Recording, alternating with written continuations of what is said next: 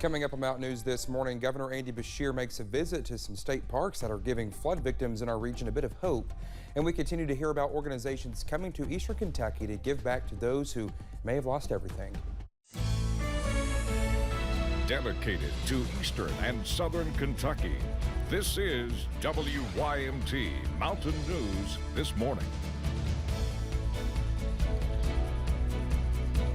Good morning to you. Just before 5 o'clock on this Monday morning, I'm Dakota Makris. Thanks for waking up with us, and let's take it over to Brandon Robinson for a look at our forecast this morning. And Brandon, there's actually some fog on my way in this morning, but literally in downtown Hazard, nothing. And then I get like right towards the station, and I turn on my bright lights because it was kind of dark. I was like, oh, there's fog. Let me turn these off. So, there you go. Exactly. But yeah, watch out for that this morning. I think we see a fairly calm day today, but we're watching a system that could bring us some impacts as we head deeper in the week. Let's talk about the fog first this morning.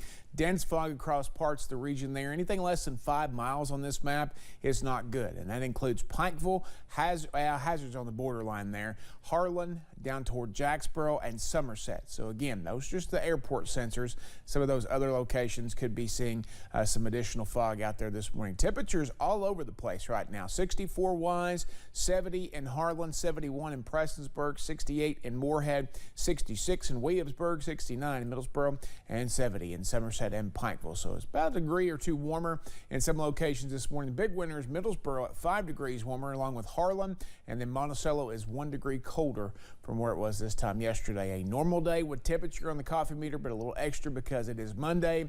But on the breakfast forecast, we're going to see that fog linger for some folks for a little while, and then temperatures will climb into the upper 80s a little bit later on. I'll break down the forecast, including all those rain chances we could see later this week in just a few minutes. Dakota? All right, Brendan, thank you. Well, the Knox County Sheriff's Department is asking for your help with finding a missing woman from Flat Lick.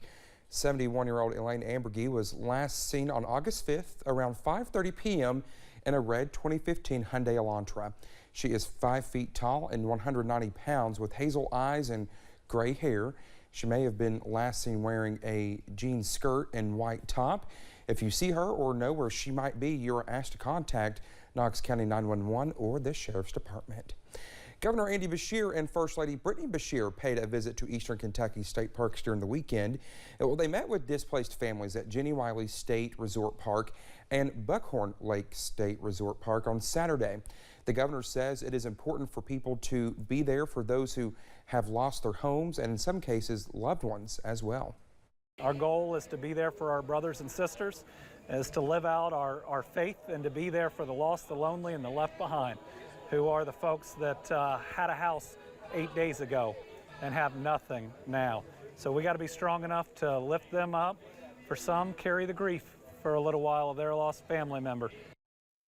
President Joe Biden and First Lady Dr. Jill Biden are expected to be in Eastern Kentucky today to tour areas heavily impacted by flooding. On Sunday, the president announced more federal funding available to help in the aftermath of the floods. It will now cover 100% of the total eligible cost for a 30-day period. It's for things like debris removal and emergency protective measures, including direct federal assistance. The president's initial disaster declaration offered federal funding for public assistance and hazard mitigation at 75% of total costs. Disaster centers are now open in Clay and Knott counties. FEMA representatives will be at the centers to help with applications for federal assistance and provide information about other resources. Well, they're open from 7 a.m. to 7 p.m. Monday through Saturday and Sunday 1 p.m. to 7 p.m. The Kentucky Red Cross has some advice for people who have evacuated their home due to flooding. Officials say to be aware of snakes, insects, and other animals who may be in your home. If power lines are down or near, do not step in any standing water. Have a flooded gas or electric appliances checked for safety, and dispose of any food that has come into with contact with floodwater. Red Cross officials also say you should only return home when authorities say it is safe to do so. Tide Loads of Hope, powered by Matthew 25 Ministries, is now open over in Whitesburg. The laundry service is located at the Whitesburg Walmart, where people can get their clothes washed for free. Laura Morand, who is a disaster response team member with the organization, says the group is glad to help people recover. There is very widespread devastation. It's hard to see people who've been so impacted by it. We're just glad we can come here and provide a little bit of help and hope for them. Well, Tide Loads of Hope will take 2 loads of laundry per household at one time, but cannot wash comforters or blankets. The Salvation Army has served several of the communities impacted by flooding, distributing 10,000 meals in the process. The organization held its last distribution in the Lothair community of Perry County on Sunday, handing out hygiene kits, cleaning supplies, food, water, and even Walmart gift cards. It's always a blessing to be able to come and serve our fellow neighbors and be the hands and feet of Jesus to them, as we know with that he would want us to serve and have compassion for those that have been impacted in such a devastating way.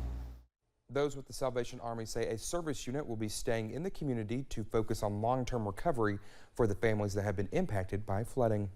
Well, to create a more long-term drop-off and pickup site for flood relief donations, several community members helped to transform the old J.C. Penney's building here in Hazard into a one-stop shop for flood victims.